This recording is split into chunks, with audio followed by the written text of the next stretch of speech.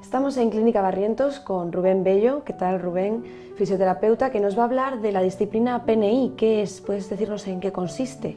Pues es una disciplina de ámbito sanitario, aunque no pertenezca como formación a la sanidad, en la que lo que tratamos de hacer es intentar encontrar la causa o resolver las consecuencias de algún problema de salud que una persona puede tener en un momento determinado, con o sin un perfil de una patología de base, para así de esa manera encontrar un poquito el camino hacia, digamos, la regulación de determinados efectos de ese problema o de esa patología sobre el funcionamiento normal del organismo. ¿Qué significa PNI? Es un acrónimo que quiere decir psiconeuroinmunología clínica. Lleva una C al final, lo que pasa es que normalmente no se suele pronunciar para hacerlo más fácil. Y digamos que es, pues eso, un trabajo integrativo que, digamos, que aborda un poco desde esas tres facetas, ¿no? Desde la parte, digamos, psicológica, desde la parte neuroendocrina y desde la parte inmunológica, la función del cuerpo, para ver un poquito, pues, qué es lo que puede estar sucediendo en algún problema de salud. ¿Y qué patologías puede abordar o qué patologías se han descubierto a raíz de esta disciplina? Digamos que no descubre o no abordaría ninguna patología particularmente, ¿vale?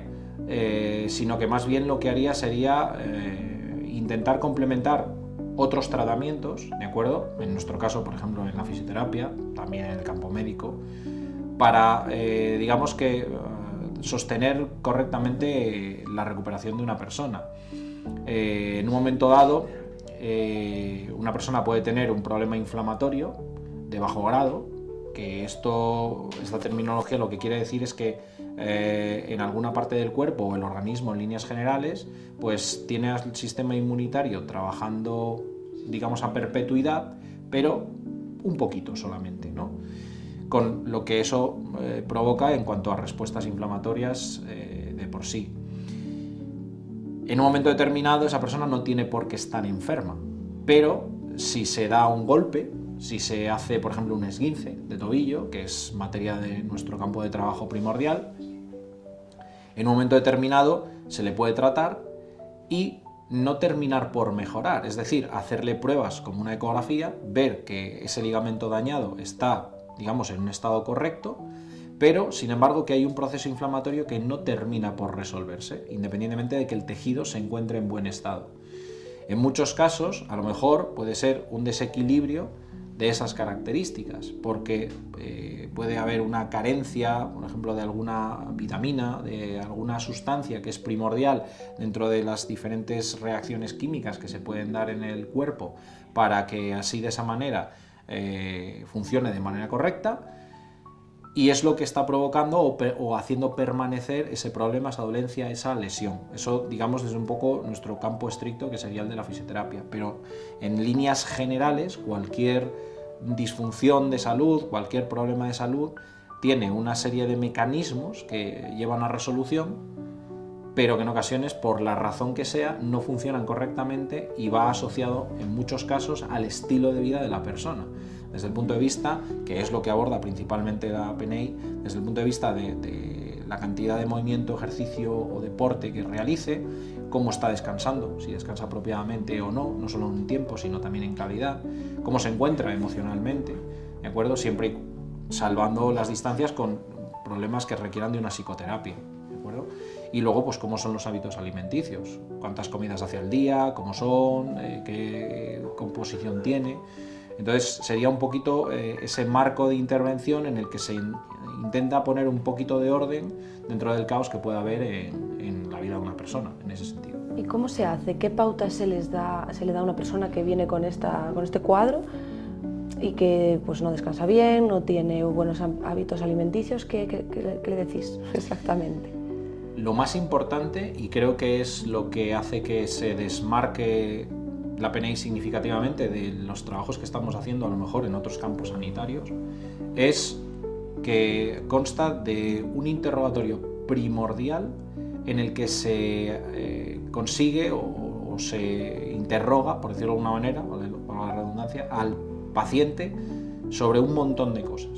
¿Y que tenéis una especie de test modelo o dependiendo de lo que...? No necesariamente. O sea, se puede utilizar a lo mejor alguna batería de test, pues, por ejemplo, perdón por el término, pero un test DAS-21, ¿vale? Que es un test para comprobar el grado de estrés que ha podido sufrir una persona en los últimos 7 días de su vida, ¿vale? Entonces se puede cuantificar, se puede ver cuál ha sido la cantidad de estrés que ha sufrido o que ha tenido, la cantidad de ansiedad y la cantidad de proceso depresivo, ¿no? Con esto ya sacas información, pero sin necesidad de llegar a elaborar a lo mejor pruebas de esas características. Por norma siempre se apoya un poquito el trabajo en a lo mejor alguna analítica que haya podido hacer médica, que pueda tener en su poder para ver cómo están algunos valores, pero principalmente lo que se hace es una línea de tiempo, ¿vale? Es interesante y muy relevante, aunque pueda parecer un tanto exagerado, saber si esa persona ha nacido por un parto natural, por ejemplo, si ha recibido lactancia materna, cómo han sido sus primeros años de vida en cuanto al desarrollo, si ha tenido patologías de alguna importancia o gravedad, independientemente de que no sean crónicas, si se han superado, qué tal ha pasado la adolescencia, en el caso de las mujeres, cómo debutó la menarquia. Es decir, se trata de componer una imagen lo más completa posible que nos dé pistas, por decirlo de alguna manera, de en el momento presente por qué esa persona se encuentra como se encuentra.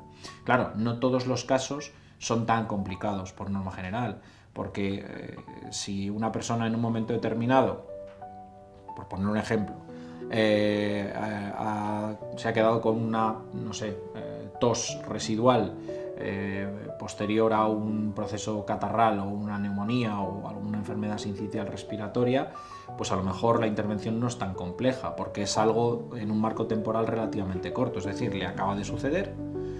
Vamos a ver qué es lo que no está haciendo bien para recuperarse cuando ya, por ejemplo, ha recibido una alta médica, ¿no? Le han dicho, mira, esto está todo resuelto, aquí en principio ya no se ve nada, pero sin embargo la persona sigue con una tos, ¿no? Bueno, pues vamos a ver si realmente hay algo a nivel de mucosa, la microbiota no está bien, una intervención un poco de esas características, ¿no? ¿Y cuáles son las pautas, como te decía antes, que le podrías dar al paciente?